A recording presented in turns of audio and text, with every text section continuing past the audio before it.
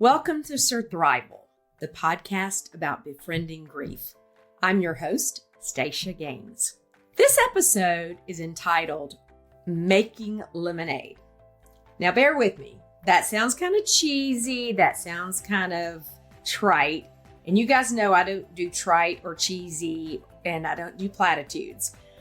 But there's a reason that I've gone with the lemonade analogy here. It started when my life was broken. This was before Matt died, and life was just crumbling. And a good friend invited me to an intercessory prayer ministry of a local church. I'd never done this, and it was intense.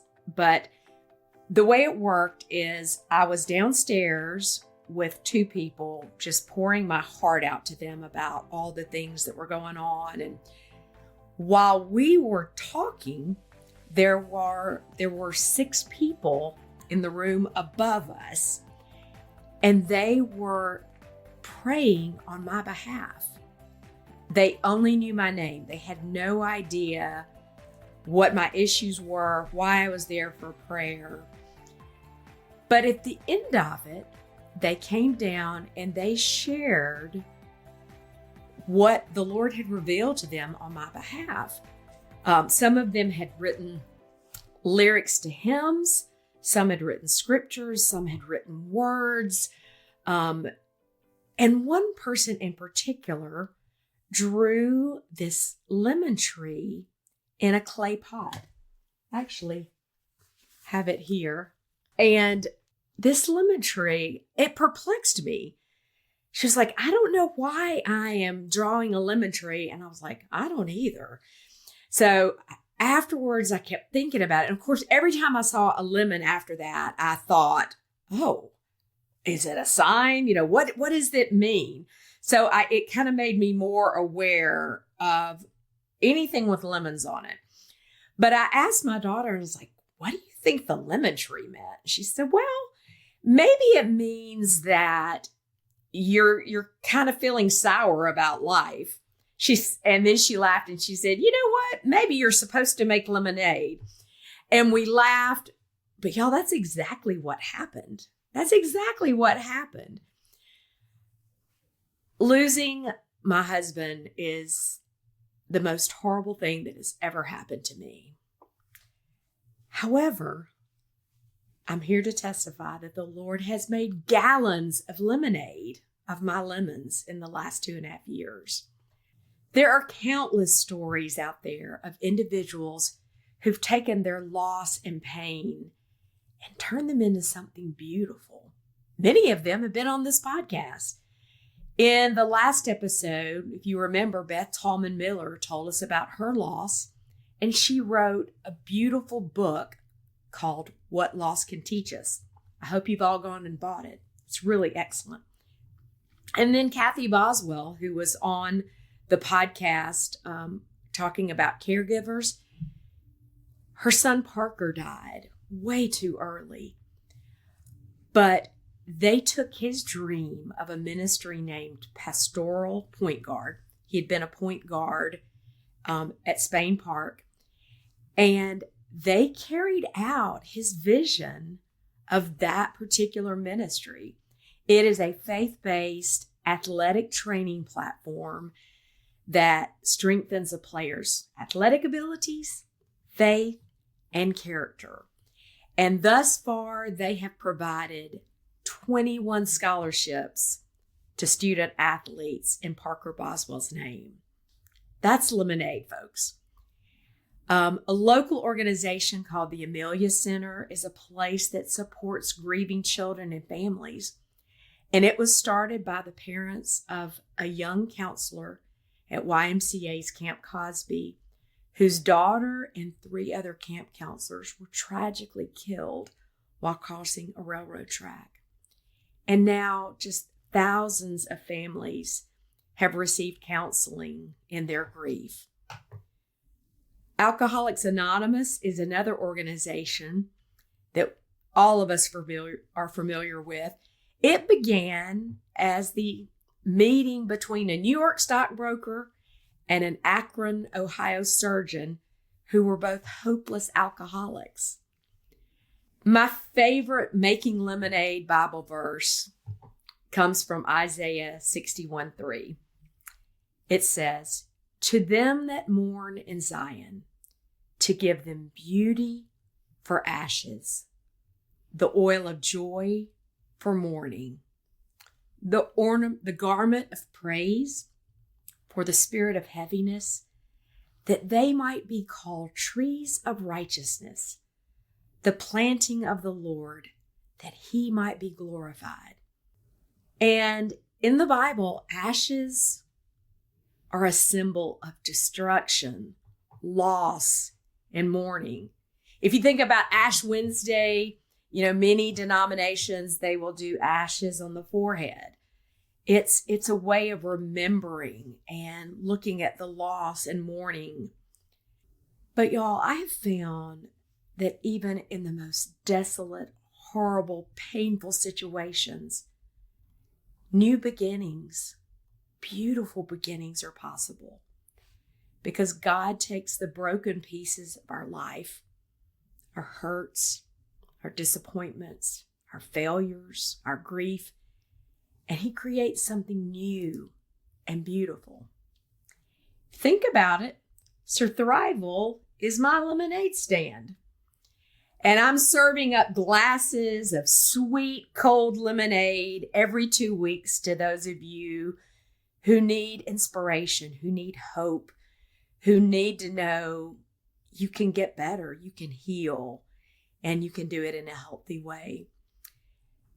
The Lord gave me the term Surthrival and the tenets of Surthrival within days of Matt's death.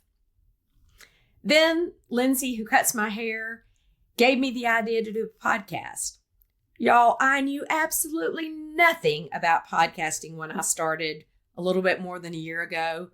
And now I have 25 episodes out there. If you've missed any, it's not too late to go back. But now I'm so excited. My lemonade stand is expanding. On January the 10th of 2026, I am partnering with Carrie Pittman Hill, a renowned contemporary abstract artist, to launch the very first creative healing retreat. It has been my vision and goal from early days to do some kind of workshop where people can interactively begin their healing journey. I love doing the podcast. I love speaking to you, my listeners, but I really want to do more to help you do for yourself, to really dig in to this journey. And so the Creative Healing Retreat is a new reality. And the story of how this came to be is nothing short of a miracle. So here's how it happened.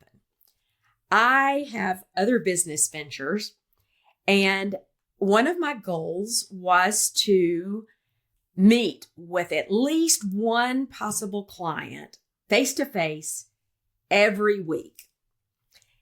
And one day I was scanning through LinkedIn and came across a guy named Fletcher Obley. I was like, oh, I hadn't seen Fletcher in 10 years. And I noticed he changed jobs. So he agreed to meet me for coffee. And I really thought we were going to be talking about the predictive index, which is kind of my business realm. But very quickly into the conversation, I recognized that the conversation was about grief. Fletcher had lost his daughter less than a year prior. And he shared with me his story of loss and grief. We talked about another friend who had loss. And somewhere in that conversation, Fletcher said to me, I've got someone else you need to meet. You need to meet my friend Liz Reed. I was like, okay. Now, Grant, I'm telling you, he didn't give me a list of 3 people. He said, here's somebody I think you need to meet. So I met Liz Reed at Barnes & Noble over coffee, and her loss was totally different, but we connected on a heart level. And at the end of that conversation, she said, I really think you need to meet my friend, Carrie Pittman Hill. I'm like, okay. So I called Carrie, and it's crazy, but she and I met at Jack's in Wilsonville. Her loss is related to infertility. And at the age of 47, she's never been a mom, and that's been her desire. And so her grief and loss has been around her infertility. But we connected on a heart level over the loss and our desire to help other people heal through creative methods.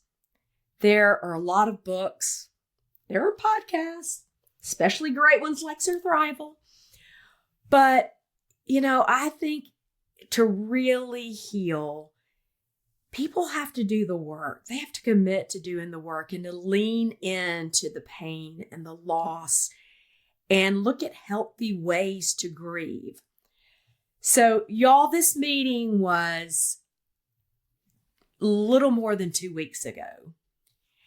After that meeting on a Thursday at Jack's in Wilsonville, the following Saturday, we spent 5.5 hours at her artist studio in Alpine, Alabama, connected to Selwood Farm.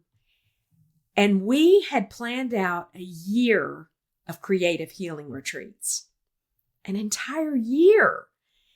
And we're both super busy right now, but we have been swapping audio messages, sometimes 5-minute long audio message.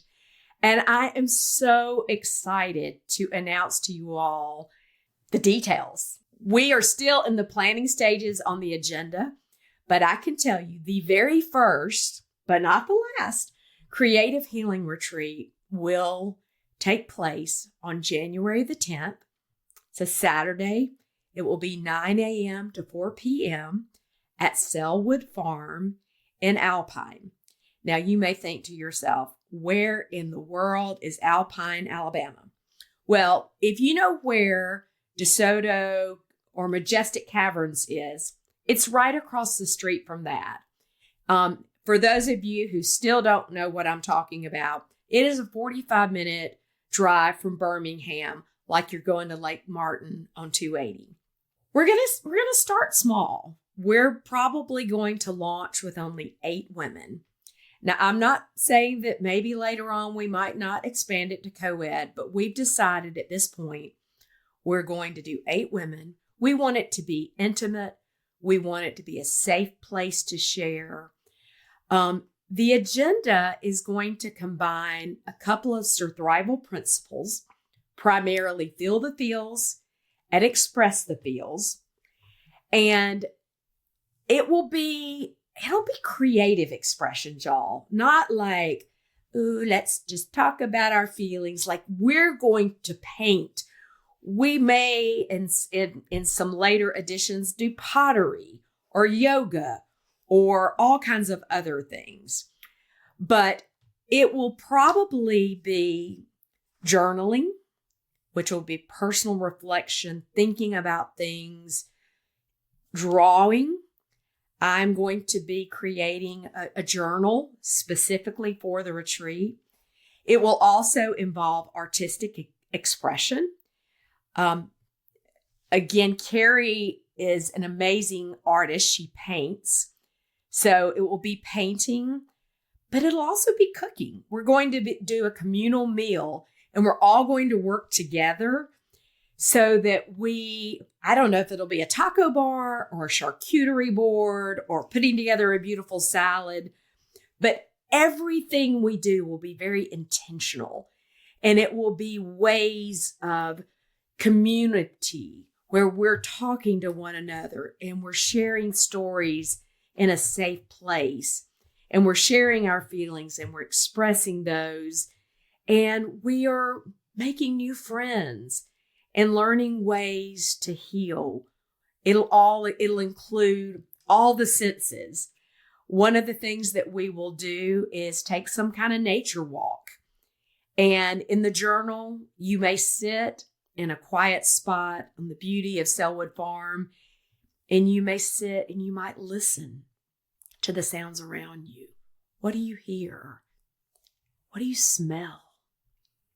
What do you see? How do you feel? What's your body feel like when you're just sitting in the silence of the forest? You know, the Japanese call it forest bathing, where they just sit in the forest and let the sights and the sounds and the smells and the touch just speak to their spirit. We may include some kind of nature walk where you pair off and you're sharing your stories with somebody on a walk. It will definitely include scripture, prayer, community. I would love to incorporate some kind of soundtrack. I have a music background and my husband was a musician. And so there are often choir anthems or songs that come to my mind as I hear scripture read. So each of the retreats will probably be different. Carrie and I are both uber creative, and we probably won't want to do the same thing twice. But we're also letting the Holy Spirit guide us in ways that we can help people really begin to heal and turn ashes into beauty, mourning into joy. And so there will be more about this. I hope you're asking at this point, how do I sign up? I need this, Stacia. I need a day where I could just be with others who are hurting and who suffer loss. And oh, by the way, the losses, it's not limited to loss by death. Your loss might be infertility, like Carrie's. It might be like job loss, or it might be divorce, or it might be a loss of a child, or I don't know what it is, but any kind of loss that is just making it hard for you to live life abundantly. You're the target audience here. The other thing I would say about who the target audience is, do you remember the verse where the man is by the fountain and Jesus says to him, do you want to get well?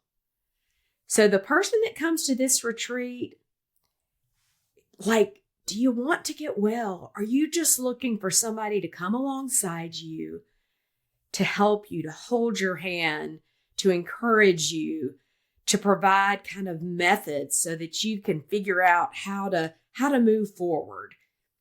If this is you, if you're suffering some kind of serious loss and you find yourself somewhat stuck and you want to get well, you're ready to move forward, you're tired of being stuck, and you need creative ways to move forward in the healing journey, this might be for you. Now, I'm hoping that demand is going to outstrip what we can provide. So I think we're only going to be able to have about 8 people at a time. So we're going to have a way on Carrie's website where you can express an interest. Her website, and this will be in the show notes, so you don't have to kind of write it down as you're driving, is carriepittman.com/retreats. I have seen God make so many gallons of lemonade for me in the last 2.5 years. I've experienced other people's, drunk their lemonade. And I just pray that if you're finding yourself today stuck, that you'll remember that with the right amount of intentionality, openness, willingness to allow yourself to feel, willingness to be creative and express those feelings, to face them. You will not break, listener. I promise you.